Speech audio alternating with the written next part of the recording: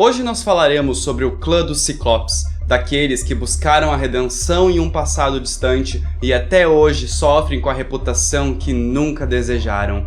Os nossos irmãos, os ladrões de alma, os filhos de Saulot, o Salubre.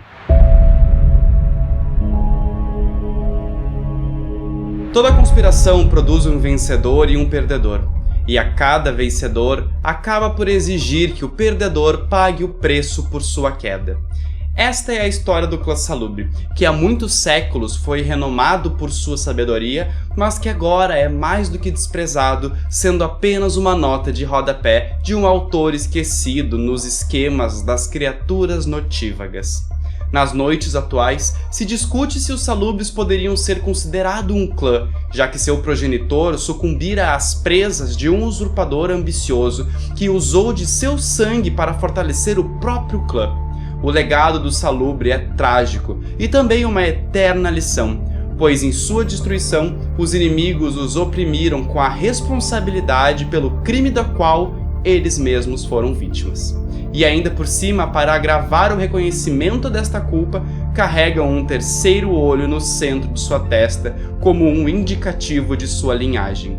O Salubre não é um clã numeroso, e sussurra-se pelos cantos das cidades que apenas 7 podem coexistir, mas isso pode ser apenas um boato. Segundo os costumes, os senhores abraçam apenas ao alcançarem a dita Golconda, a iluminação dos Kindreds, renovando então a sua maldição. A escolha da prole é uma decisão pessoal, procurando aqueles com naturezas curiosas, quase piedosa e graves problemas pessoais. Para o Salubre considerar o abraço, a criança em potencial precisa ter um problema a ser resolvido, sendo incomum o abraço por acaso. Eles podem abraçar doentes terminais, sobreviventes de tragédias familiares ou indivíduos com uma vontade insaciável de corrigir os males do mundo. Acredita-se que o progenitor do clã fora o enigmático Kindred conhecido como Saulot, sendo também o primeiro a alcançar a Golconda, o caminho que sua linhagem ainda tenta seguir, mesmo já tendo passado séculos desde a sua destruição. De forma geral, os Salubre levam vidas conturbadas e sobrecarregadas pela atual estruturação dos vampiros, tendo seu fardo aliviado pela promessa de redenção, independente de qual elusiva pareça ser. Intrépidos, os Salubres buscam respostas para a maldição de Caim e já chegaram a ajudar outros a encontrarem sua própria absolvição. Mas será mesmo? Com o poder de ajudar vem o poder de ferir, especialmente quando se escuta as histórias de roubos de almas e acordos maliciosos com entidades profanas que permeiam as ruínas deste clã. Isto, combinado com os detalhes da postura agressiva que alguns Salubres adotam perante outros Kindreds, turva a reputação do clã para os poucos que os conhecem. Nem todo príncipe quer um Salubre em seu domínio, pois estes quase sempre estão fugindo de alguém, e embora os barões da anarquia possam simpatizar com eles, raramente estão dispostos a abrigar um fugitivo em seu território. Ou seja, quase todo Salubre é odiado ou caçado pelos crimes de seu senhor. E mesmo com o destino deste clã sendo sombrio, eles encararam o futuro com uma perspectiva rara dentro dos clãs, estando dispostos a ajudar outros Kindreds a trilhar o difícil caminho da Golconda, querendo resolver o problema da condição vampírica em vez de aproveitá-la. Mas é claro que outros dentre eles juram destruir os transgressores dessa condição vampírica, eliminando o Kindred que perder a guerra para a besta e reduzindo a pó aqueles que se esbaldaram na danação. Antes de continuarmos, eu gostaria de dizer que o canal agora tem um Ko-fi, onde você pode doar qualquer valor e ajudar ele a continuar a aumentar a produção de conteúdo. Fiquem ligados, pois em breve terá conteúdos pagos e conteúdos gratuitos para vocês poderem aproveitar. O link está na descrição. Se você sentiu vontade de jogar como Salubre, o livro do jogador apresenta alguns arquétipos. Porém, como existem poucos Salubres nas noites modernas, os arquétipos podem ser irrelevantes, já que quando um Salubre estiver na sua crônica, pode apostar que ele estará lá com algum propósito. De qualquer forma, o buscador da verdade. Seja por causa da influência de seu senhor, por um terceiro olho ter aparecido misteriosamente em sua testa, o buscador da verdade sabe que há um significado profundo nisso tudo, dedicando sua não-vida à grande busca por respostas. Outrora um estudante de filosofia, um autoproclamado pesquisador do desconhecido ou um guia espiritual, este ciclope se concentra na natureza dos mortos-vivos, examinando seu próprio corpo e observando suas reações a estímulos externos, buscando iluminação em palavras escritas ou faladas de outros membros e deixando sua besta faminta para descobrir os mistérios da Golconda. Onde os outros veem coisas mundanas ou riscos que não valem a pena correr, o buscador da verdade vê oportunidades de aprender, mesmo a custo de sua própria segurança. O curador relutante. Alguns nascem para ajudar os outros, desejando apenas curar os doentes, acalmar os aflitos e ofertar uma mão carinhosa a todos os necessitados. Mas alguns acabam fazendo isso porque a família pagou pelo diploma de medicina. Seja qual for a motivação, o abraço deu-lhes novas ferramentas. Eles agora são capazes de restaurar os outros com o seu próprio sangue. Infelizmente não foi para isso que eles se inscreveram.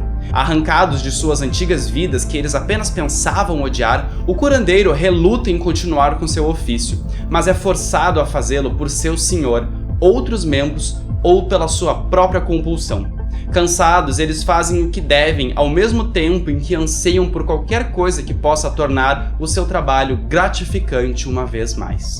Monstro contra monstro. Sejamos realistas. A perspectiva de passar a eternidade disfarçando a testa e lutando contra a fome não é inteiramente um sonho tornado realidade.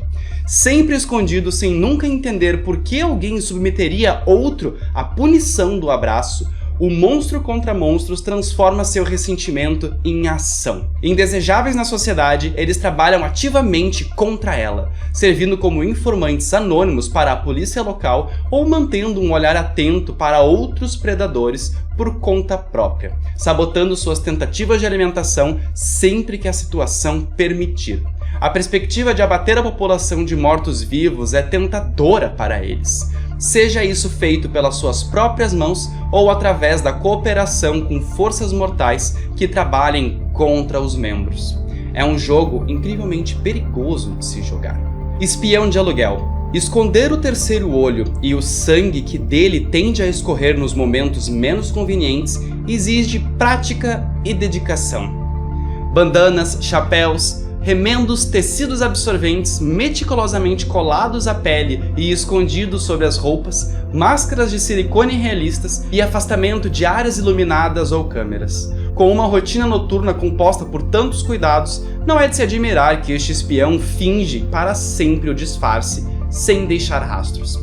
Contratar um suposto sugador de almas para um trabalho silencioso parece o último recurso para muitos, mas com sua existência tão dependente de ficar escondidos, os salubres podem muito bem serem os candidatos mais confiáveis para qualquer tarefa que exige uma abordagem incógnita. Desde que tenham proteção e descrição garantidas, este espião está pronto para qualquer tarefa, por um bom preço, é claro. Para fazer tudo isso, os salubres possuem disciplinas muito interessantes, como a assinatura do clã nas noites atuais, constituindo-se de auspícios, dominação e fortitude. Muito da célebre sabedoria deste clã tem origem no fato deles serem capazes de perceber além do alcance dos kindreds menos observadores, utilizando a disciplina de auspício para revelar as verdades ocultas no mundo à nossa volta. Mas para isso, os tão desprezados salubres precisam sobreviver às noites modernas, com um mínimo de vantagem. Utilizando a disciplina de fortitude, sua resistência aumenta como uma dádiva para seu estar. Por fim, os salubres usam a arte da dominação para aliviar os outros indivíduos dos horrores de sua condição vampírica ou de testemunhar as atrocidades que um vampiro é capaz de fazer.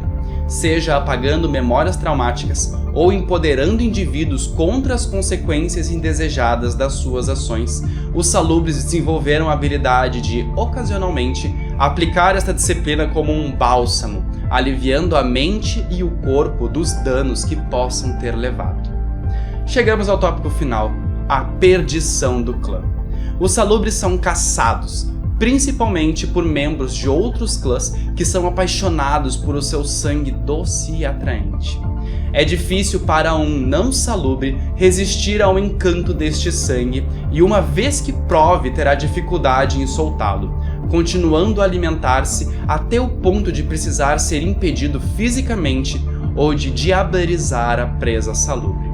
Além disso, o terceiro olho que Saulot abriu enquanto realizava uma de suas jornadas foi herdado pela linhagem. Este terceiro olho nem sempre tem uma aparência de olho humano, e há rumores de existirem pupilas verticais, serpentinas, múltiplas pupilas ou olhos completamente pretos. Apesar do olho poder ser fisicamente coberto por um lenço ou capuz, ele sempre estará presente e nenhum poder natural poderá escondê-lo.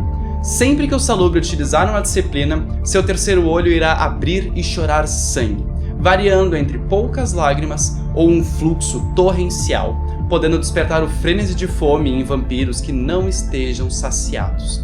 Felizmente, o livro do jogador apresenta uma perdição alternativa. Em inglês, asceticismo. Algo no salubre os faz resistir em sua condição vampírica, e quanto menor a sua fome, maior a dificuldade de seu sangue obedecê-lo. Somente na abstinência, eles são livres para empregar toda a extensão de seus poderes, precisando das dores da fome para empregar a sua verdadeira força. Caso contrário, quando saciados, pouco efetivo será o uso de disciplinas. Mas ainda assim, eles mantêm o seu terceiro olho. Estes são os conceitos que o livro nos entrega sobre o salubre, um clã único e lindo da sua própria forma. Sei que pode parecer um tanto confuso, mas em breve vocês serão apresentados ao único salubre presente na crônica de Poa by Night. Até lá, lembrem-se que os salubres são amigos e não comida, e de que o terceiro olho deve sempre andar tapado para que você não quebre a máscara.